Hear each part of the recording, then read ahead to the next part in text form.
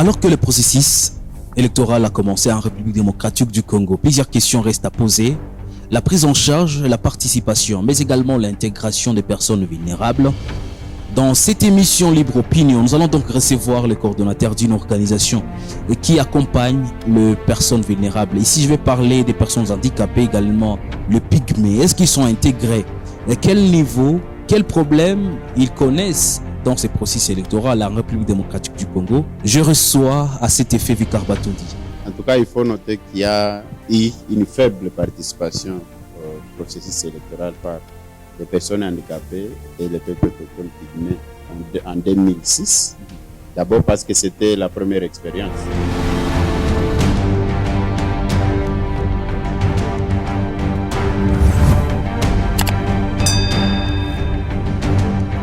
Victor Batondi, bonjour et bienvenue. Bonjour, Monsieur Blaise. Merci beaucoup pour cette émission.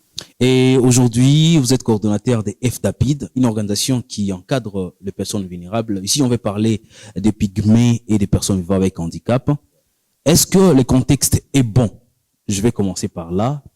Pour ces personnes vivant avec handicap et les pygmées dans ces processus électoraux.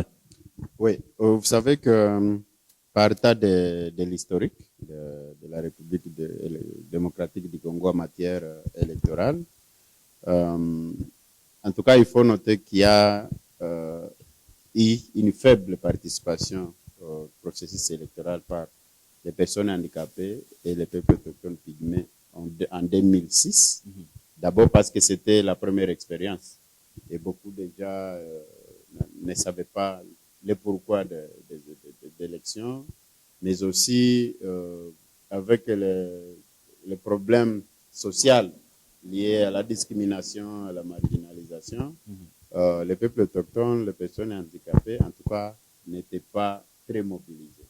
Mais nous avons capitalisé les faiblesses observées lors du processus électoral de 2006 pour essayer de mobiliser cette catégorie de personnes lors des élections de 2011 et aussi en 2018. D'ailleurs, pour votre information, s'agissant des peuples autochtones pygmées, et là je peux saluer la volonté ferme de la Commission électorale nationale indépendante de la CENI, qui en 2018, en tout cas, on a fait participer les peuples autochtones, pas seulement comme des électeurs, mais également comme agents électoraux. Cette année? Non, l'année en 2018. Okay. Et ça, c'était le résultat d'un plaidoyer mené auprès de la CENI. Qui nous avait demandé la liste des peuples autochtones qui peuvent être engagés comme agents électoraux. Et on avait engagé sur 10, sur une liste de 10 personnes, 5 étaient affectés dans 5 bureaux. Alors ça, c'est le premier problème observé et la solution trouvée. Ouais.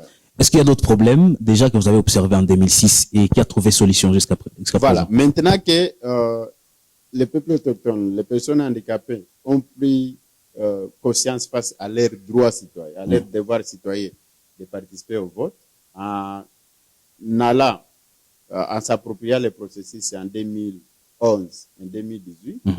Mais le problème qui est venu après, c'est maintenant le découragement et la démotivation. Parce qu'ils ont constaté qu'ils s'époumonent pour aller voter, mais en contrepartie, ils ne trouvent pas la valeur ajoutée de leur participation au processus électoral parce que leurs attentes ne trouvent pas de réponse. Ils peuvent élire déjà, mais quand les gens arrivent, par exemple, à l'Assemblée, ils sont moins ceux qui reviennent vers eux pour leur dire, nous avons fait ceci à votre faveur.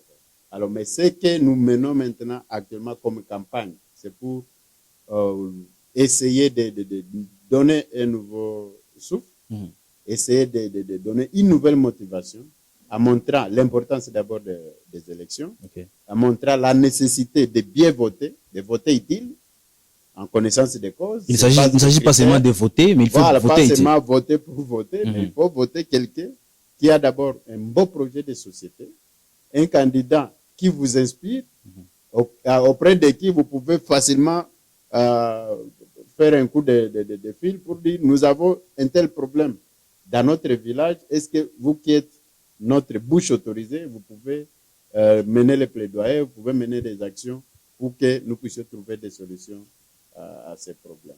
Mais parce que jadis, les gens avaient voté surtout sur base de matériel. On vous donne un sachet de sel, peut-être de la viande, de la boisson alcoolisée. Donc, des choses qui, lorsque la personne passe, il considère cela comme l'unique moyen qui a fait à ce qu'il puisse acheter vos voix. Et quand il arrive à l'hémicycle, à l'Assemblée nationale, ou peut-être au Sénat, et même à la présidence, il se dit, bon, c'est grâce à mon argent, c'est grâce à mes moyens que j'ai été lié. Au lieu qu'il travaille pour le bien-être de la population, de ses électeurs, il reste à Kinshasa. Il y a même ceux qui ne viennent pas en vacances parlementaires pour restituer, pour rendre compte à leurs électeurs des retombées de leur travail au niveau des institutions où ils ont été mandatés. À ce niveau, peut-on affirmer que les personnes vulnérables, les handicapés et les pygmées, cette année, pour les élections 2023, vont aller comme des personnes conscientes du devoir citoyen qu'ils attendent? Ils ne vont pas y aller seulement comme électeurs, mais je vous confirme qu'il y aura aussi des candidats. Candidats pygmées. Candidats pygmées, candidats personnes vivant avec handicap. Parce que nous avons formé au niveau du FDAPID, à travers un projet financé par IRI et l'ISAID, nous avons formé 41 animateurs communautaires. Et nous sommes en pleine campagne d'éducation civique et électorale. Bientôt là, nous sommes en train déjà d'identifier les ambitieux candidats à tous les niveaux pour le cycle électoral en cours. Et nous comptons former bientôt au minimum 10 candidats.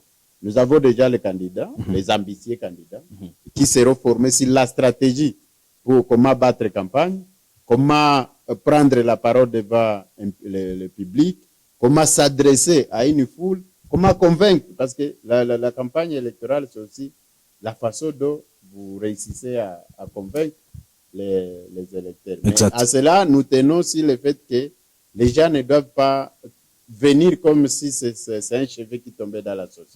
Qu'est-ce que je veux dire? Parce que pour plusieurs candidats, ils croient que la campagne commence les jours où on lance la campagne. Lance la campagne. Non!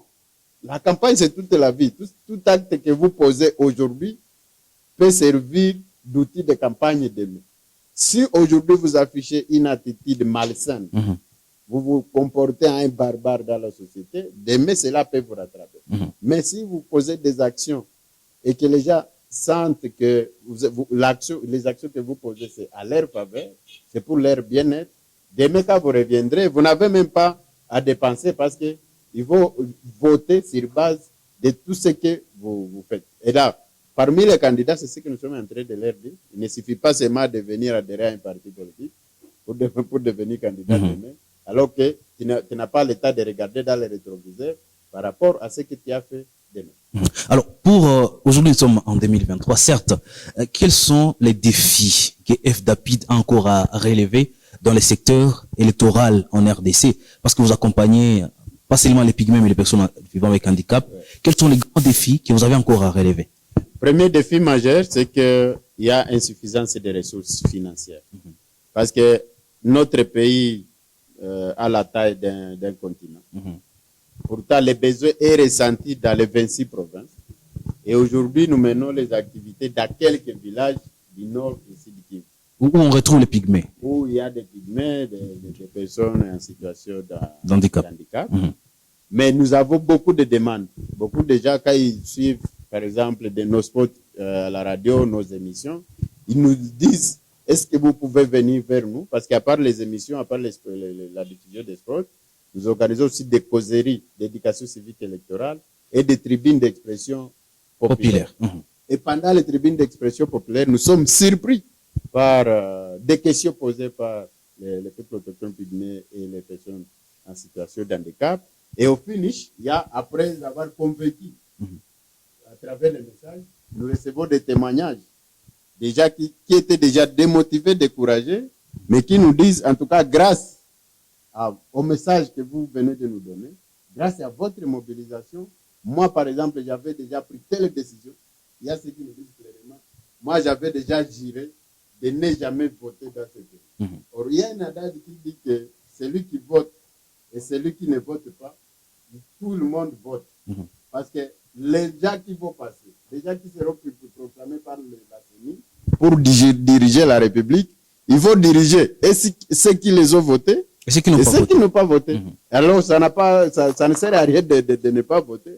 Parce que vous allez subir les conséquences lorsque s'il y a une portion des gens qui votent, ils votent mal, c'est que les gens élus vont poser comme acte contre la population, vous en serez aussi victime. Alors, on a intérêt à se mobiliser pour atteindre les 100% même des suffrages, afin de corriger les antivaleurs, en fait de voter utile et doter à nos institutions des personnes capables de relever les défis.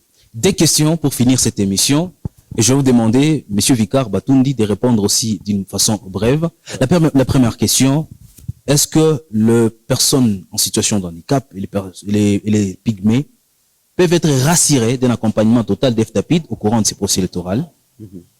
Oui, ils sont déjà en train d'être accompagnés d'une manière ou d'une autre, parce que le fait déjà de former 41 personnes sur les choses liées aux élections, sur les droits humains, et bientôt nous allons former des ambitieux candidats. Donc c'est déjà un accompagnement technique important, parce qu'il y a ceux qui ont besoin de ces notions, mais n'ont pas l'occasion d'en bénéficier.